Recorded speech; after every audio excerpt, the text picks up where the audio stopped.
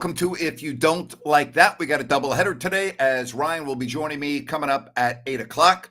Hope that you're doing well. If you want to give me a call, you got the QR code in the corner of the screen. You can hit me up that way. You can also use this link right here and you can join me. Just click on that link and you can call the show, send me a message, whatever is best for you.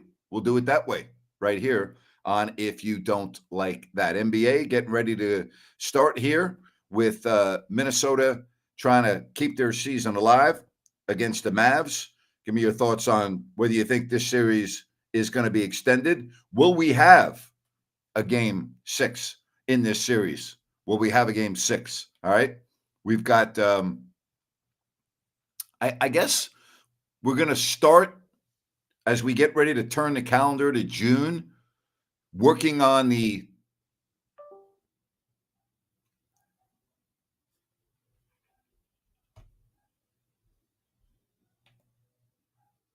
All right, we're back. I think I just lost my We just had a power outage here. So I beg your pardon on that, which means I may not be able to do the show. Just had a huge power surge here. I'm really sorry about that. If you can hear me, somebody let me know if you can still hear me and I can do the show at least that way. But black screen. All right, thank you for that. Appreciate it. As long as you can still hear me, I'll try to work on the camera, but just had a big power surge here. And so that's what happened. All right, so you can hear me. You don't want to see my ugly face anyway, right? I mean, come on. You don't want to see my ugly face. I don't want to see my own face. So I think we're all good with that. Uh, what I was saying was when we turn this calendar to now, I guess, June, we'll start zeroing in on the NBA draft, NBA free agency, and everything like that. Okay, so definitely we'll be doing a lot of that. All right, we'll be doing a lot of that. So thank you for joining me. Appreciate that. Sorry about this power surge. In order for me to get the camera on, I'm gonna have to turn off the computer and restart. I don't want to do that, so we won't worry about that. Okay. We'll just make believe this is kind of like a radio show. You can hear me. You got a black screen on. Let me see if I can put a background. No, I can't do that. Don't worry. We're all good. What do you think for the game tonight? You think Minnesota's going to send this thing back to Dallas? You also have hockey with the Rangers, and that is getting ready to start. And I'm going to be watching that. But with this NBA game starting, tip off in about 30 minutes from right now. About 30 minutes from right now.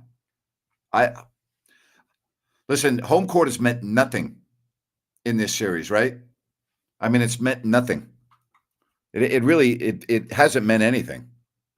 So why would I think that it's going to all of a sudden be important now? You know, I don't think it will be. You know, so maybe you have a different of opinion. Listen, we know what the NBA wants. The NBA desperately needs these games to continue after Boston swept Indiana. I mean, they really do. It's very important that that happens. So, well, I'll say Minnesota wins tonight. Just I don't know. They'll get a call, whatever. We'll we'll go. I'm not. I don't have a rooting interest in this. I really don't. Somebody said, Grant, is it true that you've never had a cup of coffee? Yes, it's true. I've never had a cup of coffee. Absolutely. I think it would be awful for the NBA if Dallas wins tonight because I think a lot of people are going to lose interest. There's too much time between the games. And, I don't like the time off. And I think that they are so, I mean, they're so, I'll put that ugly screen on there. All right. So at least you got something to look at. Uh, the NBA and their TV partners are in bed with one another. I get it. It's a lot of money, but the fans lose, right? The fans lose. Just the way it is. The fans lose. Lively is back, according to what I have. And thank you, Zach, on what you're looking at. They're going to need him. I think they really missed him in the last game. So, again, the fact that Minnesota is at home, I don't think it really means anything because Minnesota has not played well at home in these playoffs. I mean, look at what Denver did up there. Look at what Dallas has already done, winning on the road. Listen, it takes 4 games to win. It takes 4 to win. So I'm not necessarily looking at home court as a deciding factor here because I just don't think it will be. I really don't. Somebody says, here's Baki. Grant, this is unbelievable. I have never tried a cup of coffee and not a single cigarette. That Gemini original 18th of June, my friend. That's right. Baki and I share the same birthday. How about that? Absolutely. I think I tried a cigarette maybe back in high school, but I never, ever smoked. Never smoked. David says, let's go Wolves. I want to see them be the first team to come back from 3-0. That would be cool to me. That would be, I guess, unbelievable. I would say the chances of that happening, because it's never happened before, are extremely, extremely remote. Like, I mean, you got to be honest. You got to say the chances of that happening are like, it's not going to happen. Doesn't mean that because it's never happened before, it can happen. But I mean, you got to be realistic about this, right? I mean, you can't be thinking that you're all of a sudden going to see history being made. But hey, as long as they're still playing, they still have a chance, right? As long as they're still going, they still have a chance. And now, I look at Dallas, and the reason why they're so hard to beat 4 games in a row is because they have 2 superstars who can take over a game when they need to take over a game, right? I mean, that's a real key. That's a real key. Zach said Boston nearly did that last season, but then Tatum rolled his ankle in the first minute. Yeah. Baki says, yeah, but the chances for that, it would be 3-3. Do you agree? If the score is 3-3, that would be the best chance for a comeback game ever? Yes, I would agree with that. Game 7 at home? Yeah, I would agree with that. Now, we saw what happened in the last Game 7 at homes in the last round, or the round where, Denver lost at home in a Game 7. So we'll see. We'll see. When SMU had Eric Dickerson, did the country know they were paying players? I don't quite remember that. You remember the Pony Express at SMU?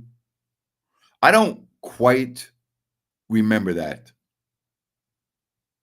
I don't think so, Cody. I don't think so. But the Pony Express was the real deal at SMU. Then they received the death penalty, and their football program was non-existent for quite a period of time, if you remember. So what was it? Who was the other part of that Pony Express? Was it Craig James? Right? Eric Dickerson, was it James? The Pony Express at SMU? That's a long time ago. I believe it was Craig James, if I'm not mistaken. What made you think of that, Cody? That's very random. But that was some backfield. I don't know if you remember that. It was called the Pony Express. The Pony Express. All right, again, keep the questions rolling. Sorry about my camera going out. I'll get it ready to go for the 8 o'clock show. Don't forget, Ryan will be with me at 8 o'clock, and we'll talk about the game. We'll talk about a lot of other things that are going on with our Open Forum show, our Open Forum Thursday. I will not be able to do a show tomorrow, just keeping you posted on that, okay? So I will not be able to do a show tomorrow, but I will be on tonight at 8 o'clock. All right, NHL, what a series this has been. 3 games consecutively have gone to overtime.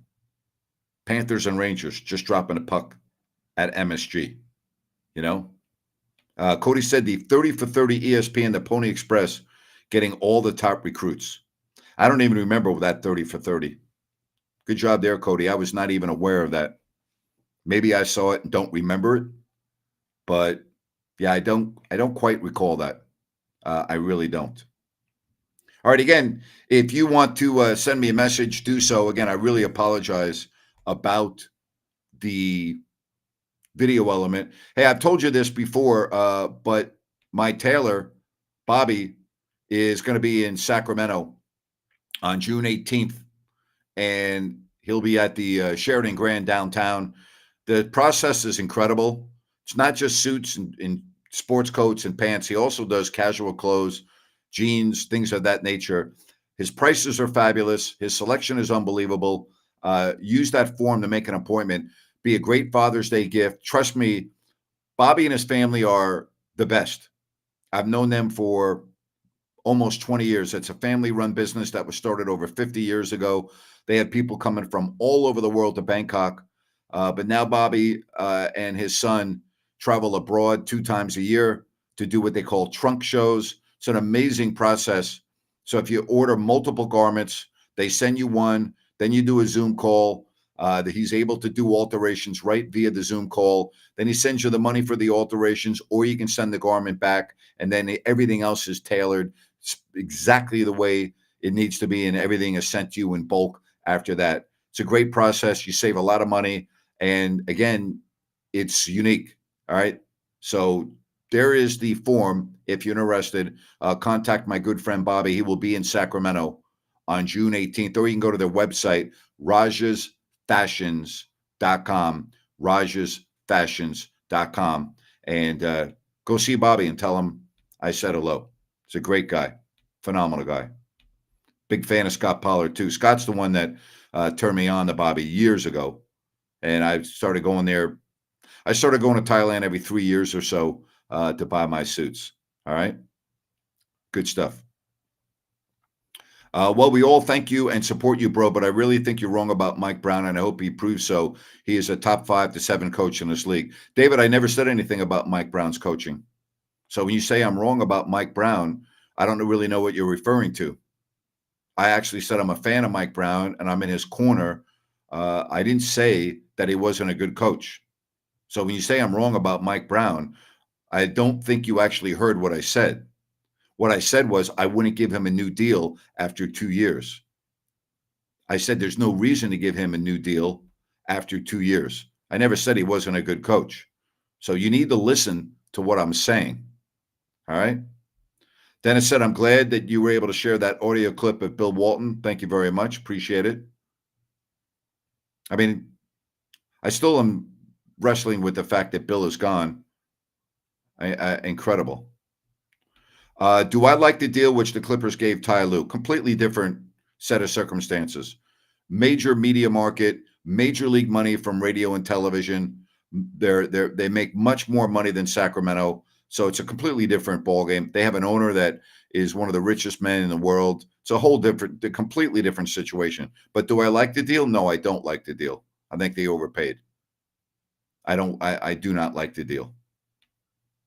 I'm not a fan of the deal. Would Mike Brown turn down an extension next season because he thinks he could get more money elsewhere? Well, he could, but he'd be taking quite a risk. And if the team is moving in the right direction and it's a good situation for him, then why would he do that? I also know he kept his house in the East Bay and he loves going there. I mean, there's a lot of positives that Mike Brown likes about Northern California. But I'm just telling you, there's no reason to give Mike Brown an extension this year. What's going to happen if the Kings don't make the playoffs next year? What are you going to say as a fan?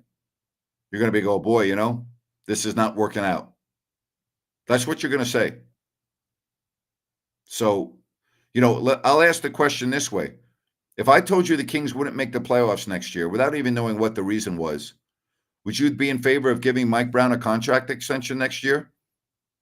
I bet you the answer to that from the majority of you people would be no. I'm guessing when I say that, but I believe that you would say no. So why then would you give him a new deal? Like why? Why would you give him a new deal now when you don't have to? I don't understand that. I don't understand that line of thinking. I really don't. All right, again, if you want to call the show, or probably not a good idea to call the show today. We'll just do chat messages, and I'll make this a quick show since my camera went out, and the fact that Ryan's going to be coming on with me at 8 o'clock. All right, so just remember that Rhino's going to be coming on with me at 8 o'clock, and we'll be talking about the game and everything else. But as far as would Mike Brown turn down an extension, I doubt it very much. I mean, I don't know why Mike Brown's feathers would be ruffled if they can't get a deal done. I know a lot of people still think they will get a deal done this summer. Again, that just makes no sense to me. I'm not saying it's a bad thing. I'm just saying it's not a good thing. That's how I'm looking at it. I don't necessarily think it's a bad thing, but I wouldn't do it. I wouldn't do it. There's no reason to do it. And if you give Mike Brown a big, new, fancy deal, and the Kings regress next year and again don't make the playoffs, you're not going to be saying, gee, Mike Brown needs to be the coach going into the future. You're just not. I've done this. I've been around the block a couple times doing this.